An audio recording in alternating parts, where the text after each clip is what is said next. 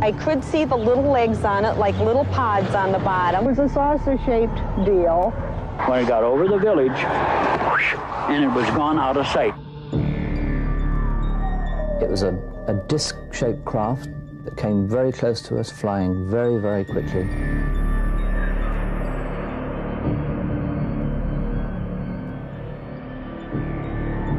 It appeared to be of a pyramid or tetrahedral shape, and it was observed by thousands of witnesses.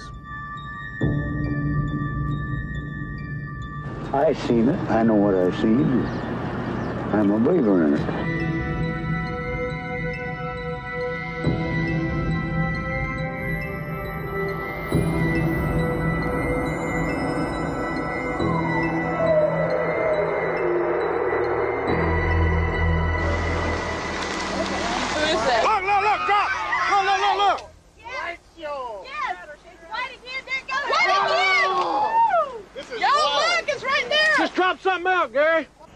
UFO-했대. 안 갖고 UFO-했대.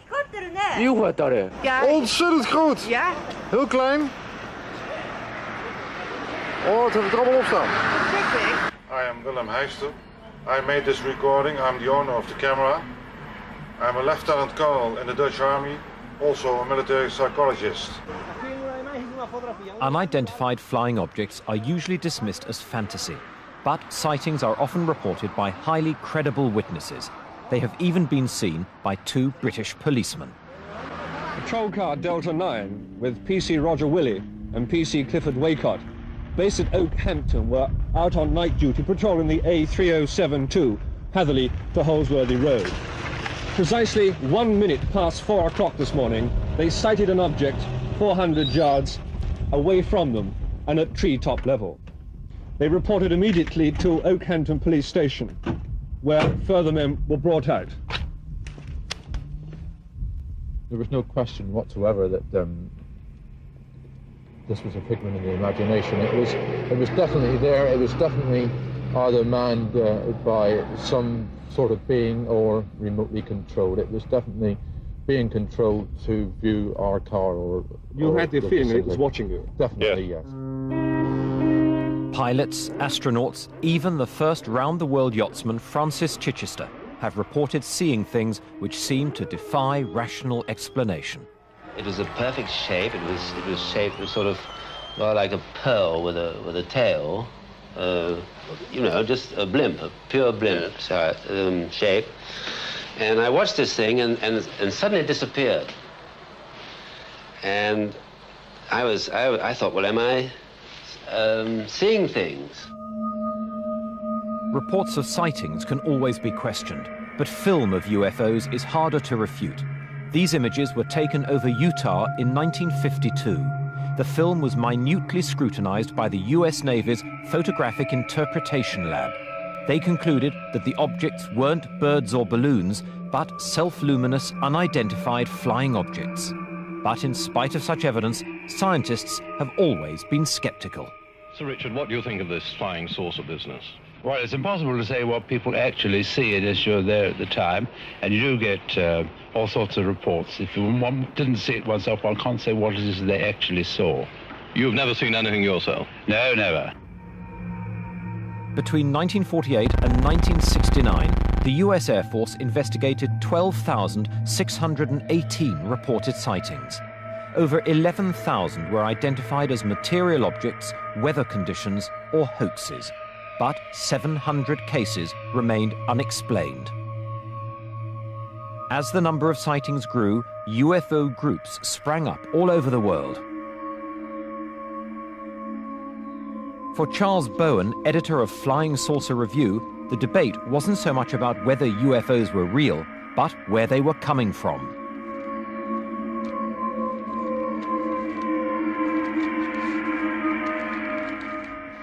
You don't think it's possible that they could come from another planet within our solar system? It is possible, but things seem to point otherwise. This means they've come a very long way. Indeed. You think this is still quite possible? This is several light years, isn't it, from the nearest? Well, we must get round to the way of thinking in terms of non-man-made machines, something more sophisticated than we have ever produced.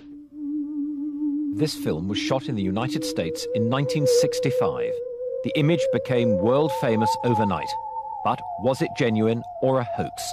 Like so much of the visual evidence, it's hard to prove one way or the other. Mr. Trench, most people like yourself who have come to believe in flying saucers seem to be, in a sense, uncritical, in that they say, right, we accept all the sighting reports we've seen, we accept the films we've been shown, but they haven't, on the whole, got their own first-hand experiences. Have you? Have I actually seen one?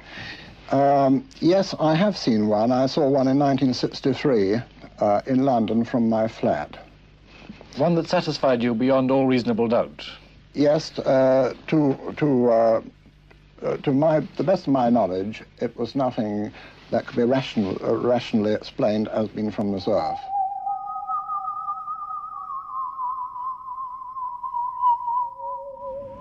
South America seems to be the most active area for flying saucers. Ufologists believe the spacemen may even have bases there in the Mato Grosso and the Andes, and even underwater along the Atlantic coast of Patagonia. In France, an investigator discovered that reported sightings for one September night in 1963 fell in an absolutely straight line from Bayonne to Vichy. Ufologists have since used that method to work out two lines of orbit which, they reckon, link the areas of maximum flying saucer activity.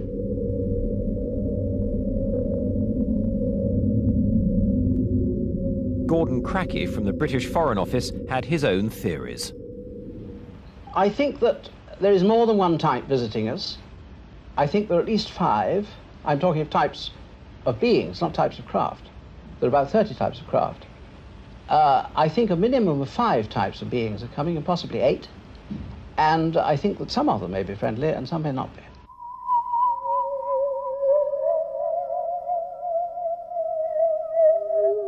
There have been many actual shapes. The cigar shape, which are usually the parent craft.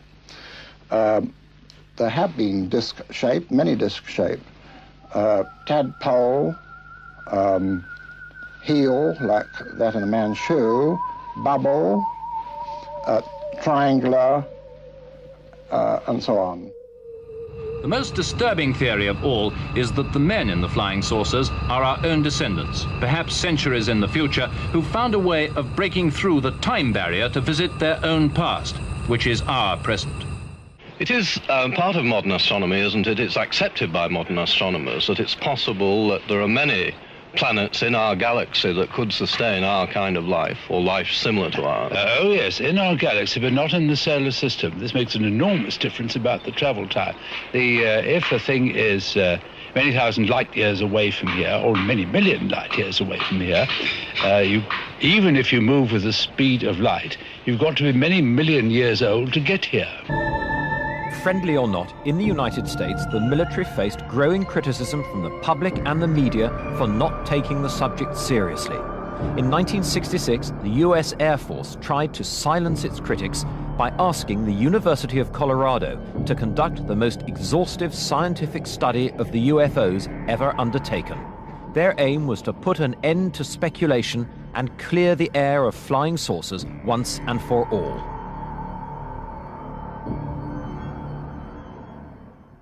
Author and UFO expert Timothy Good has closely studied the Air Force report. If you actually read the scientific study, which is a very, very long book, it's quite clear that a relatively large percentage of the cases investigated by specialists, by scientists in specific disciplines, were unexplainable. I think something like 30% of the 117 cases examined by the Colorado University Commission were unexplainable. The report satisfied the military establishment, but it didn't stop the sightings.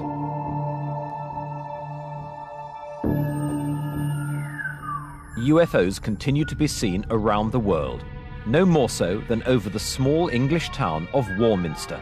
During the 60s, it became the UFO capital of the world.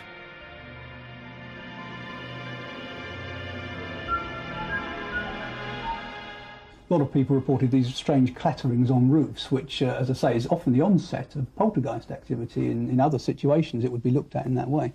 And there were many sightings of people down on outside the towns. People would be sort of walking in the fields, and they'd see someone who would just fade away or disappear, very ghost-like.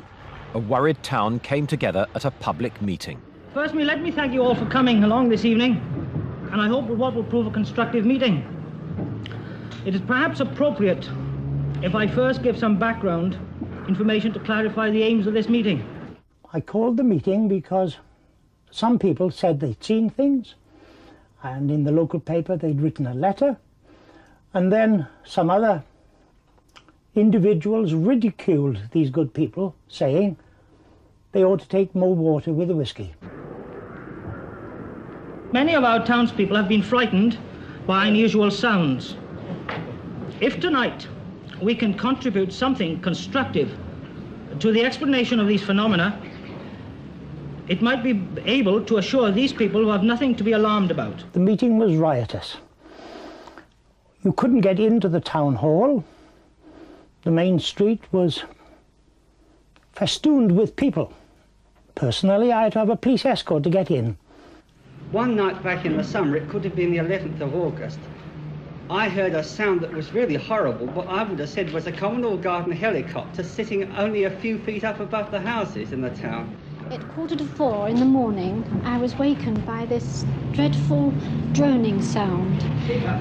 Would you like to speak up? And I went to the bedroom window, and I saw this brilliant object. It was quite low in the sky, and I live up Beacon View that way, and it seemed to be travelling very slowly, and I was petrified. I just couldn't move. I was shaking like a leaf. I just couldn't move, and it was going on for half an hour. How many people here tonight are afraid of the thing? How many of you? Was this the thing? It was photographed over Warminster by a local boy, Gordon Faulkner. From what he told me at the time, he was coming out from his house to take his camera, which was a rather nice one, a Japanese one, that time, much better than the one my daughter had, and he was bringing it down to loan it to her, and he was just coming out of his garden door, and he looked up and saw this thing across the skyline above the houses, and he thought, that's something odd, and he had his camera, so he just snapped it.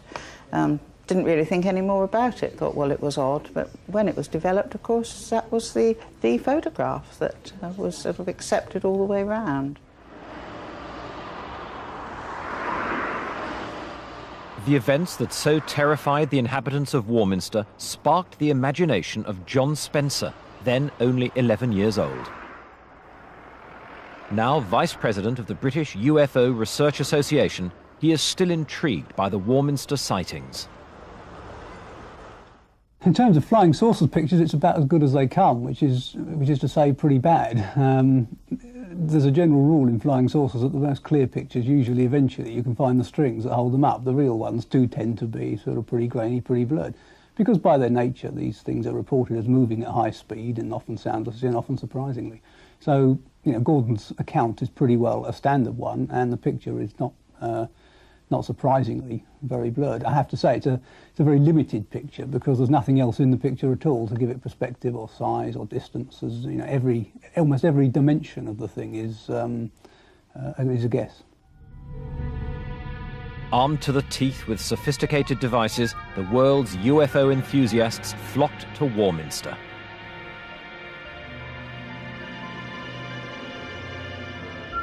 Every night, sky watchers crowded onto the hills, determined to catch a glimpse of an extraterrestrial.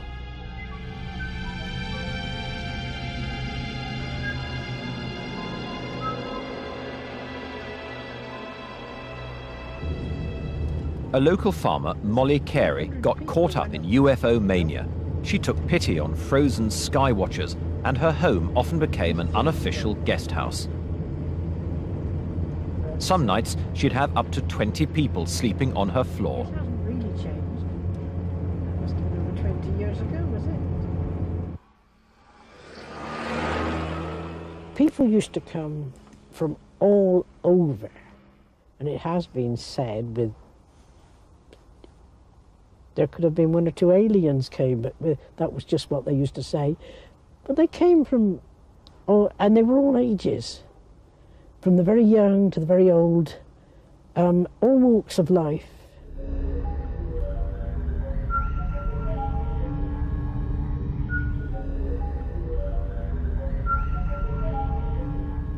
I remember the UFO flap down in Warminster back in late 1964, I think it started, and it went on through 1965 through 1967. At the height of it, I went down there, and I can remember traipsing around very cold hilltops together with teams of other enthusiasts. I never saw anything other than satellites and aircraft, I have to say, even though others disagreed with me. What was always interesting with the Skywatchers is that you could see the sociology of UFOs as well as what was in the sky. You could see different people, and you could stand in a group of people, and in 6 people, 3 of them could see lights in the sky, 2 of them could see nothing whatsoever, and another person could see portholes on a spaceship from Venus. And that was always fascinating, that different people could interpret things so obviously genuinely and passionately, but it taught, I think, all UFO researchers a lot about we have to study people as much as we have to study photographs. 30 years after the famous photo of the thing appeared, John Spencer had a call from a friend of Gordon Faulkner claiming the photo was a fake.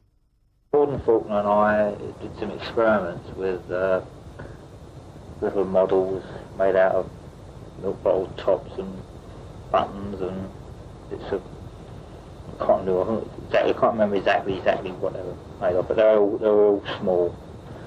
They were trying them in the air, taking photographs, trying to get a rough idea as to how small it could get.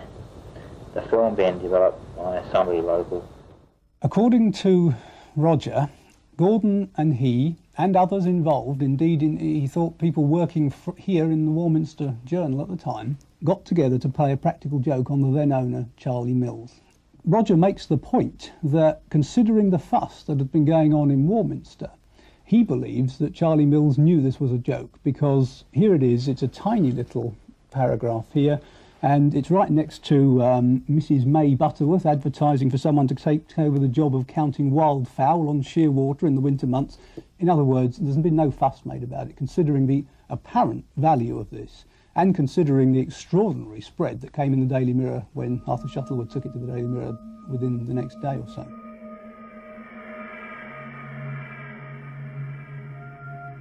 Gordon has always said that it was a genuine photograph, and I've never sort of disbelieved him, because he's a very keen photographer, does a great deal of photography. But I have never doubted him for one moment that he took a genuine photograph of something that was very odd at the time. If anyone can prove that Gordon Faulkner is telling the truth or lying, or that Roger is telling the truth or lying, it won't make any difference to the impact this photograph had. Whether it was milk bottle tops and buttons, or whether it was a genuine UFO, the picture centred attention on Warminster.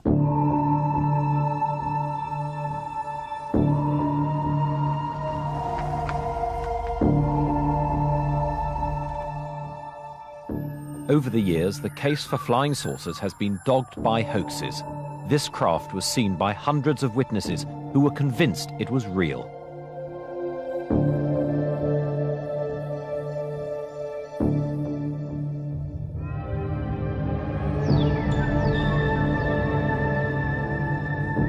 In reality, it was just an elaborate April Fool's Day joke to publicise an airline. However, it showed just how easy it is to fool people into believing they have had a close encounter.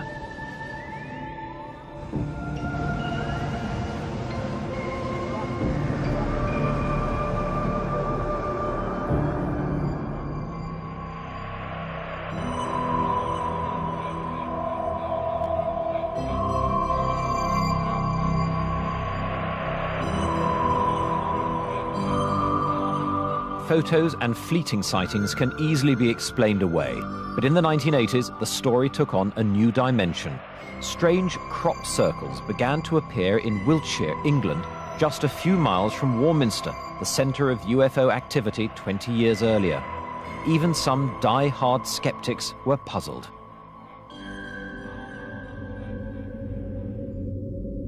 Ufologists looked towards the heavens for an extraterrestrial solution. They hoped to see circles being formed and catch a glimpse of what or who was creating them. Seriologist Colin Andrews has been investigating crop circles for more than a decade. We are looking at extraterrestrial or indeed simply a level of nature, high nature, we don't understand. Once again, sky watchers began flocking to the hills.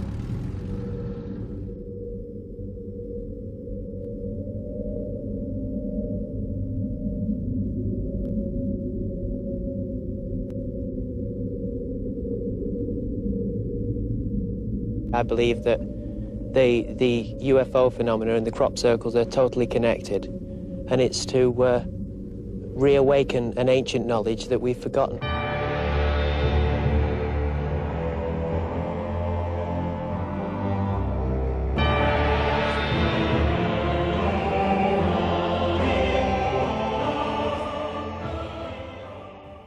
Colin Andrews has been collecting and processing crop circle statistics in an attempt to solve the riddle.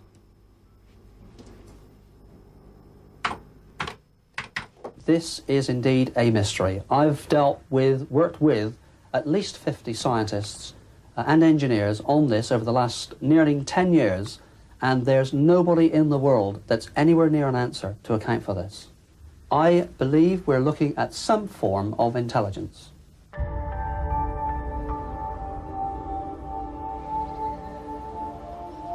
In September 1991, Doug Bauer and Dave Chorley owned up to creating at least some of these mysterious patterns. We wanted to make the UFO societies think that a UFO had landed, you see. And after a few years, they didn't know whether to believe it or not. And as the years rolled by, we started doing certain patterns. And as you see today, we've got quite complicated in them. At certain times of your life, you love to take somebody for a ride, don't you?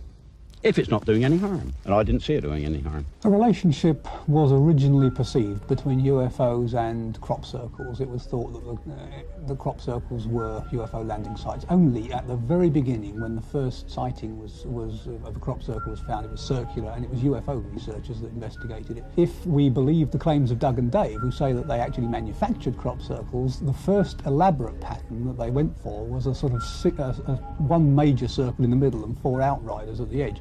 And they said that they deliberately created that in the shape of the lunar module to make it look like something had landed. The experts weren't so easily fooled. It's an obvious, I mean, it's absolutely obvious. This here, you see, it's not consistent at all with the genuine phenomenon. To this day, the crop circle controversy continues. An amateur cameraman captured on film this shiny object flying up from the corn. Could this be an extraterrestrial explanation for the crop circles? Let it go.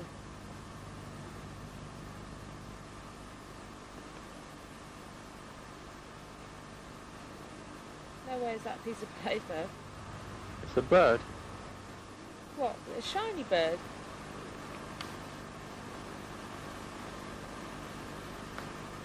Where's it gone? Just there above that tractor. Oh. Tractor's stopped.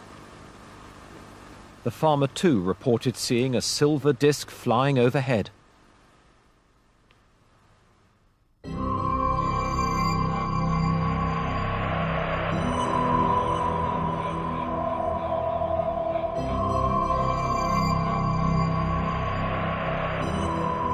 In the late 1980s, the ufologists' attention switched to Florida and the town of Gulf Breeze.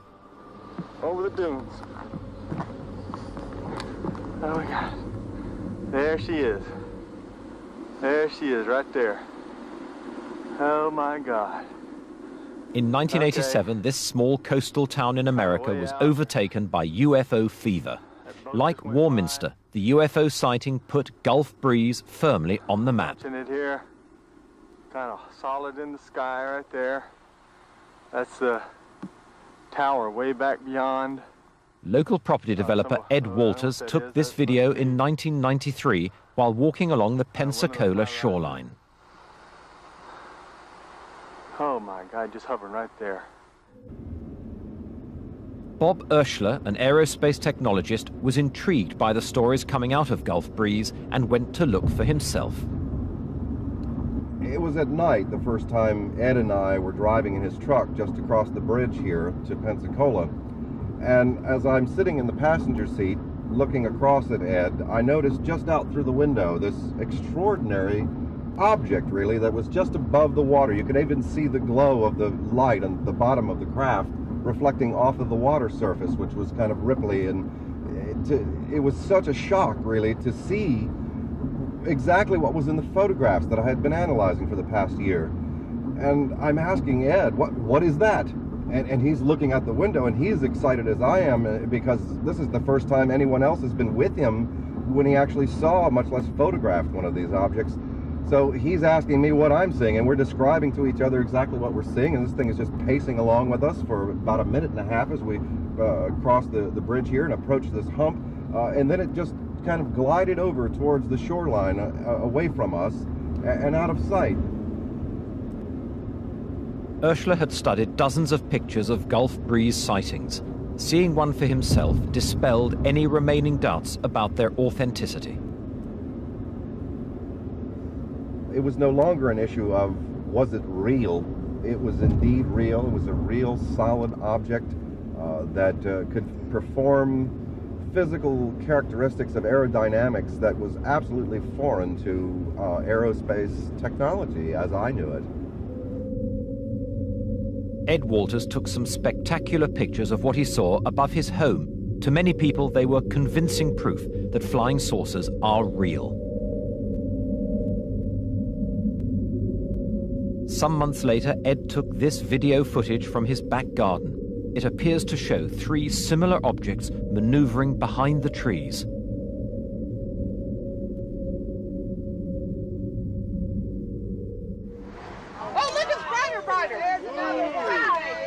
Some of his neighbors also captured extraordinary images.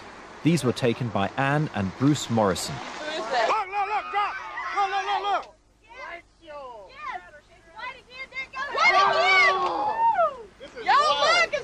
Just drop something out, Gary. Again. It's still coming down. Pictures like these were reinforced by physical evidence of inexplicable goings-on. One particular instance still stands out. December 17th of 1987 marked a threshold in the evolution of the investigation here of the UFO phenomenon in Gulf Breeze. On that night, Ed Walters, from his house just down here, got the familiar buzzing he'd been accustomed to hearing with the craft showing up, and he looked out and saw this craft right out here above the field, just a few feet above the ground. And what was remarkable about that in the photograph that followed was in the days and weeks of the investigation that followed, we had a physical phenomenon. The craft had affected the grass here and the soil in such a way that first all of the grass had turned white, and the ground itself had undergone some sort of energy exposure. For 2 years, you could clearly see the mark where this craft had been hovering. The local grounds crew here at the school had come out and put fertilizer down and seeded it and watered it and couldn't get anything to grow. And as you can see, they even recently brought in a brown type of topsoil, which is different than the white surrounding sand here. And you can see they've still not been successful in getting something to grow here in the field.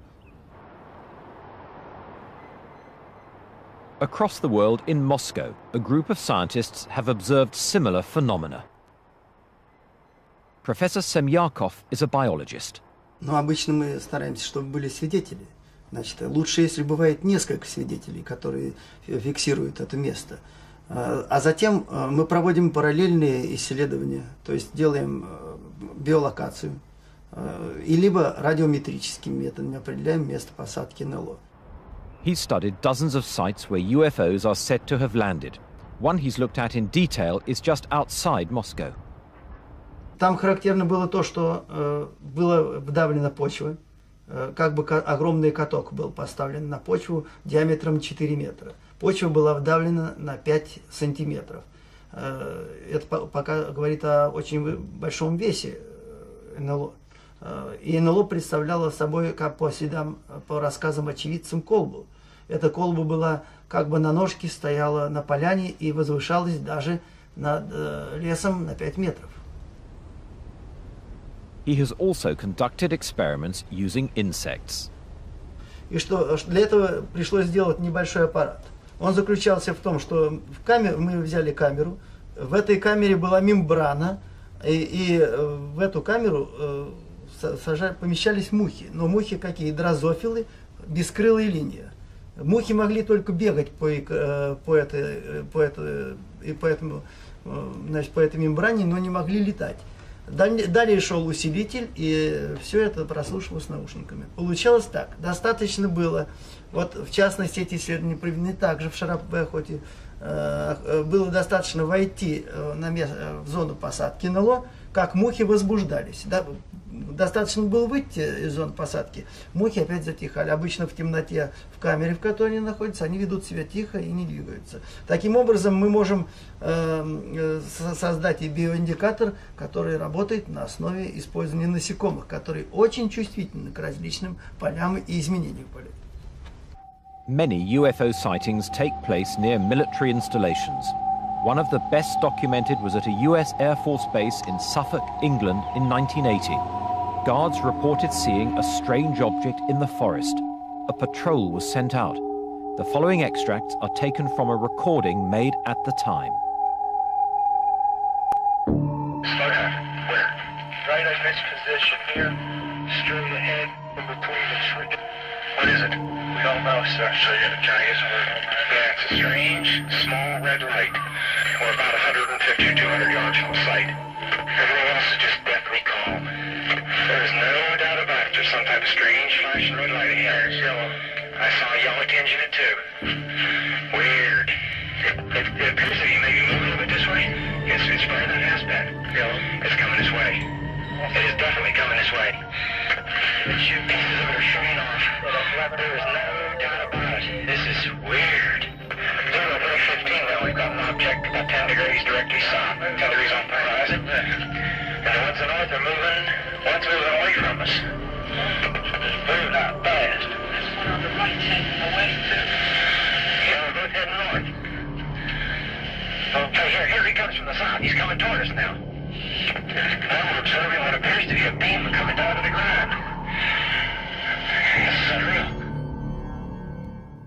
The patrol was led by Deputy Base Commander Colonel Charles Holt, who sent an official memo about the incident to the Ministry of Defence.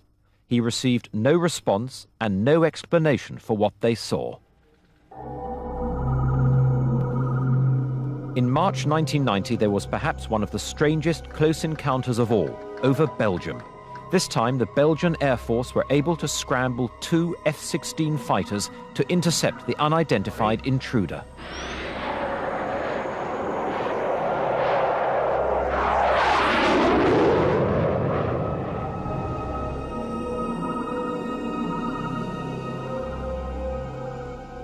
Closing on their target, the pilots locked their radar onto the object.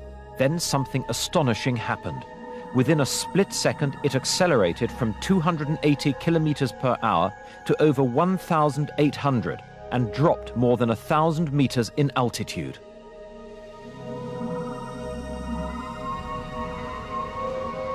The force created by such a maneuver would be 4 times greater than the human body can withstand. Unable to match the speed of the UFO, the 2 F-16s returned to base.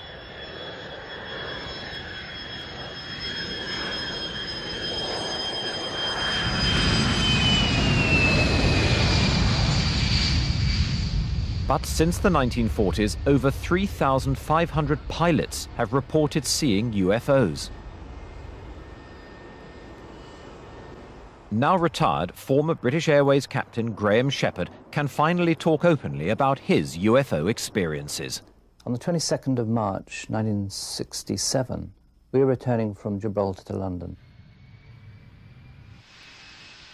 Quite suddenly, we were aware that ahead of us was a star which was at least twice as bright as the best of Sirius or Venus. All the while it was changing colour. It was very, very bright, iridescent colours. There were greens and blues, beautiful reds. And suddenly, everything happens. It started aerobating. It was moving around the sky, doing figures of 8. It was doing loops. It was manoeuvring at a rate which is impossible, in my view, for known aerodynamic laws.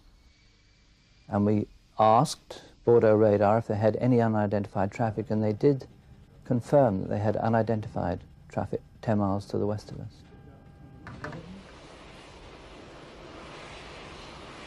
Sorry, Victor 139, thanks.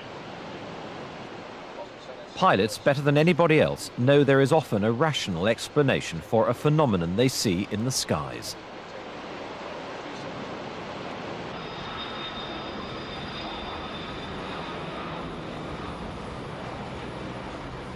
You see a number of things from the flight deck. Other aeroplanes, we see reflections from the ground. This is day and night time. Cloud formations, the effects of sunlight on cloud, ice crystals. At higher levels, it's quite common to see satellites.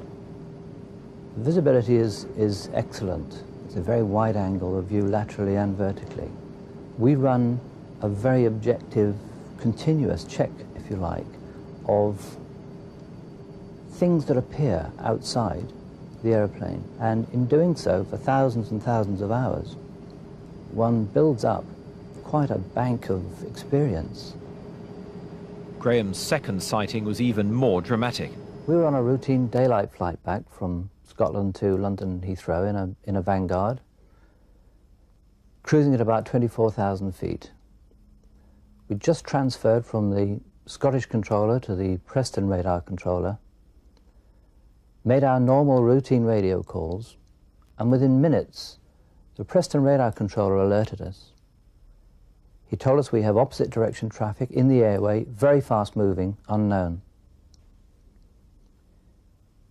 Immediately, of course, we looked out of the flight deck straight ahead of us to the 12 o'clock position, and into view came a disc-shaped craft. It was shaped like a discus, shining in the sun.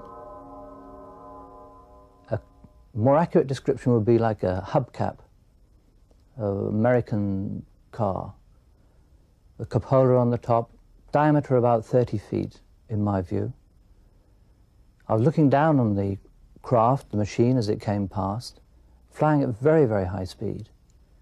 It came to within about a quarter of a mile of us. I was looking down on it, some 200 to 300 feet below us.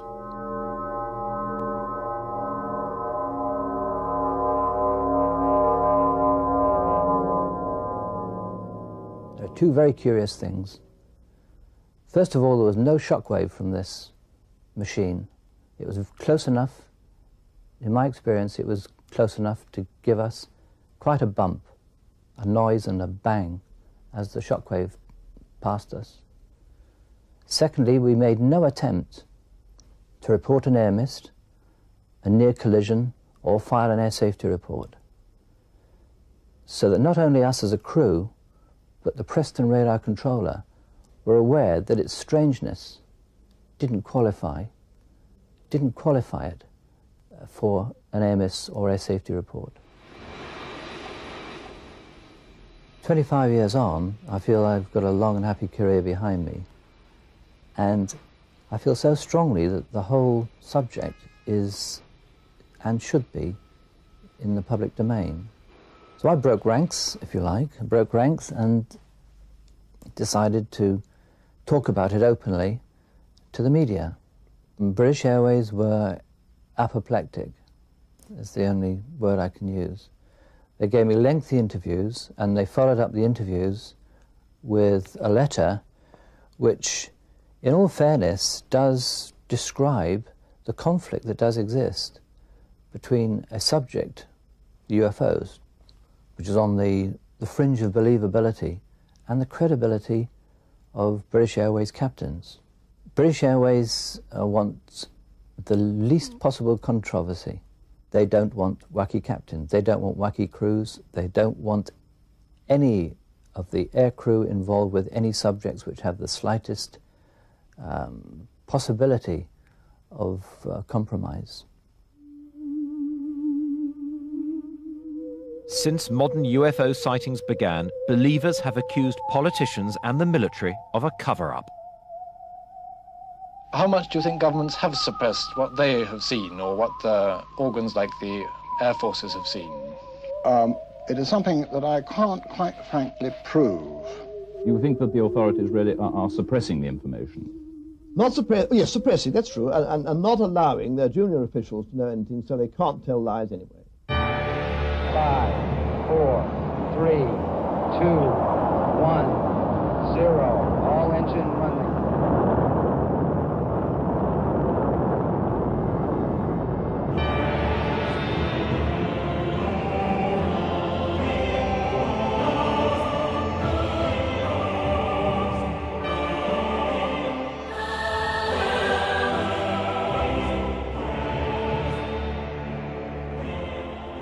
Mankind is only a fledgling traveller in space, but in just 30 years we've already landed men on the moon and sent probes to other planets. Are we really the only people out there?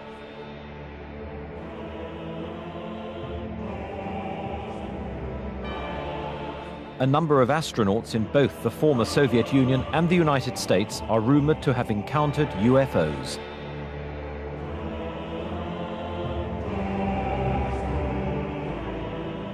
Armstrong is reported to have seen a UFO, or 2 UFOs, on the moon, together with Buzz Aldrin. And a number of people from NASA have come forward with that story, including Maurice Chatelain, who was a communications specialist who helped design the Apollo spacecraft. He confirms that both Armstrong and Aldrin did indeed see UFOs on the moon. I'm not a conspiracy freak as such, but the fact of the matter is that there is an officially acknowledged cover-up of the UFO phenomenon, certainly by the United States authorities. This is easily provable because since the 1970s, thousands of documents on UFOs have now been released by the intelligence community. I'm talking not just about the FBI and the CIA, with which we're all familiar, but the Defense Intelligence Agency, the National Security Agency, the State Department Bureau of Research, the Atomic Energy Commission, Army, Air Force, Naval Intelligence, and several others, all of whom, with the exception of the Air Force, denied any serious involvement in UFOs and denied having any documents. But thanks to the Freedom of Information Act, we know they've been lying. In Washington, D.C., the Federation of American Scientists has been campaigning against what it sees as excessive government secrecy. One of the peculiar things about the secrecy problem is that no one really knows just how many classified documents there are. There is no inventory, there's no catalog or index. What we do know are bits and pieces of the problem, and the bits and pieces are quite sizable themselves. For example, the National Archives reports that it has more than 300 million pages of classified documents from before 1960 alone that are awaiting declassification review.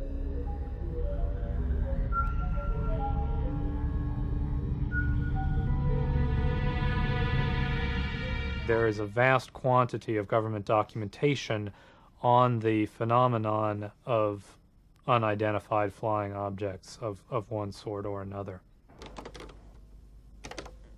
Timothy Good has had first-hand experience of official secrecy. The object that I saw in the sky here in southeast London in 1980 first appeared as a bright point of light, just like Venus or a very bright star. And at first I thought maybe this was an aircraft reflecting the last rays of the sun, because this was at about 4 in the afternoon. But then I realized that it wasn't really in the right position for Venus or any other planet. It was much too bright to be a star. Somebody got videotape of it from the Sevenoaks area, and this is, I think, a 35 to 40 minute video. and that clearly shows a point of light in the sky. Unfortunately, you know, without a powerful zoom, you don't get any idea of the shape of it. I mean, that could not be a weather balloon. That's impossible. Well, it is. Because it wouldn't move up and down like that. It wouldn't keep going up and then going over, reappearing, and it's sort of going in a sort of circle, wouldn't it? 40 other people reported sighting a similar object. Subsequently, I made a lot of inquiries about this object, and I tried the London Weather Centre. They said they'd had no reports of unusual activities. I contacted Civil Aviation Authority at Heathrow. They said that no airliners coming into or leaving Heathrow had reported sighting the object. Ministry of Defence confirmed all that and said that there had been no radar tracks of unknown objects at the time in question. Now, that's quite possible, of course, especially if the UFO was able to disguise itself or to screen itself in some way from radar. But I am surprised that some pilots, at least, didn't report it, because it would have been seen from a very, very wide area. And I'm sure that thousands of people must have seen this thing. I mean, it was alternately hovering and maneuvering in a completely clear sky for an hour and 10 minutes. Some of the clearest and most frequent sightings in modern times have happened in Elmwood, Wisconsin. They had so many close encounters that the town became the inspiration for Steven Spielberg's famous film. When the sun goes down over Elmwood, Wisconsin, the people of this tiny town see them. I could see the little legs on it, like little pods on the bottom. It was a saucer-shaped deal. When it got over the village, and it was gone out of sight. Oh, look, it's brighter, brighter. There's another one. Almost everyone in this community of over 900 people has either seen a UFO or knows a relative who has. People call it the Forbidden Village in the Forsaken Valley. But Elmwood decided to go one step further in making contact. In our opinion, this is going to represent man's grand attempt here to reach out and establish a relationship with this society. They're trying to raise $16 million to build a landing base and entice their alien visitors out of their spacecraft. But there are many people who already claim to have met aliens. I was here in this room, in our bedroom, and it was 3:17 a.m., the early hours of the morning. I was here alone. My husband had gone away on a training course. I was sleeping on that side of the bed, and my young son was sleeping on this side. He was a lot smaller then. And I was woken up by... It was just a strange feeling, really. It was like unseen hands sort of shaking you awake. And I had this urge to get out of bed and go and look out the window. It was like someone was telling me to go and look out the window. Just very strange.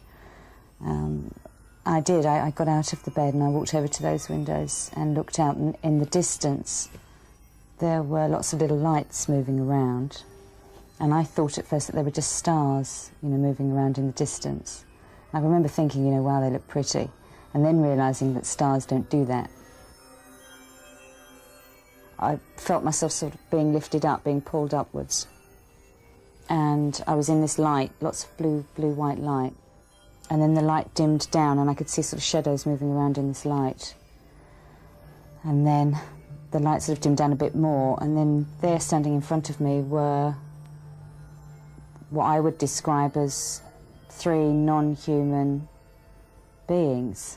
They're about 3.5 to 4 feet tall, brown, tan in colour, and had large oval heads, large oval black eyes, had long skinny arms.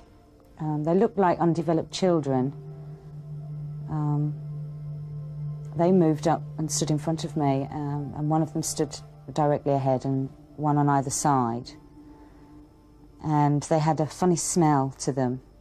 I think the most traumatic part really was this taller one had come and stood by my head, and he wasn't holding me, but I felt like he was holding me down. He was leaning across the head of this table and staring into my face. And I couldn't move. It was like all I could do was respond to him looking at me. And one of the other little brown guys came over from the right, and he was holding something that looked like a single strand of fibre optic cable, and it was lit up all along its length. It didn't have a light on it or anything, it was just a light. And the one standing at the head of the table took my head and sort of turned it slightly facing that way. And then I just felt this most tremendous pain, like my head was being sort of split open on the inside. It was just a tremendous pain. And I knew that whatever this was, that this one was carrying, that they'd stuck it into my head. And I felt a sharp pull at the back of my head, like a tug, a sudden tug. And I was laying on, as I say, laying on this table, and I can remember I'm crying, and the tears are running down my nose and sort of dropping onto my lip, and I can taste them. I can taste the salty tears, you know, and it's not the sort of thing, those aren't the things that happen in dreams. Those are the things that happen for real.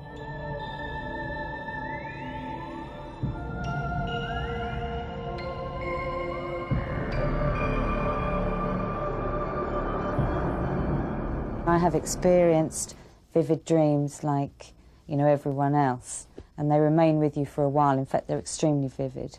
But I have never ever woken up from such a dream or a nightmare with hair missing from the back of my head, a small hole in my navel that was leaking fluid, all the bruises where this, you know, pencil thing had touched me, and this overwhelming sort of memory of smells and sounds.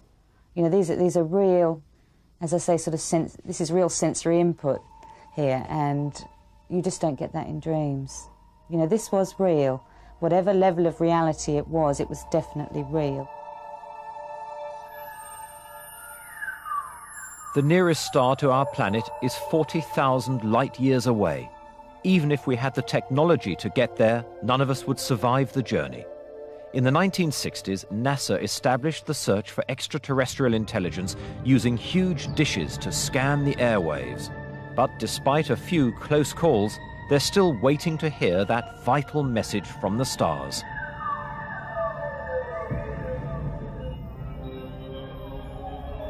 This object was seen in Ottawa, Canada in 1991 and recorded by an unknown cameraman. The object still remains a mystery.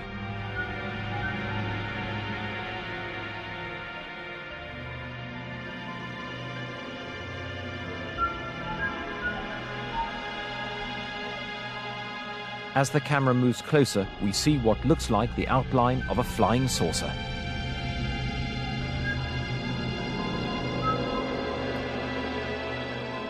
I believe UFOs have been going on, if they are natural energies, they've been going on as long as the Earth's been going on. I think it's part of the natural environment of the Earth. They got a name for themselves in 1947 when Kenneth Arnold saw some in Washington State, USA, and he used this phrase that they were moving like a saucer would if you skipped it across water, and the newspaper reporter then picked that up and used the term flying saucer. I've described that term, flying saucer, as the best advertising slogan in the world because people are still buying the product 40 years later even though they don't know what they're buying. I'm convinced that there is a very fine line between fear of ridicule and official secrecy. And I'm sure that one of the reasons the authorities are loath to get involved in any public discussion of the phenomena is because they're afraid of looking stupid. In 1977, NASA launched the Voyager space probes on a mission to travel into infinity, deep space. On board, they carry a message from the human race.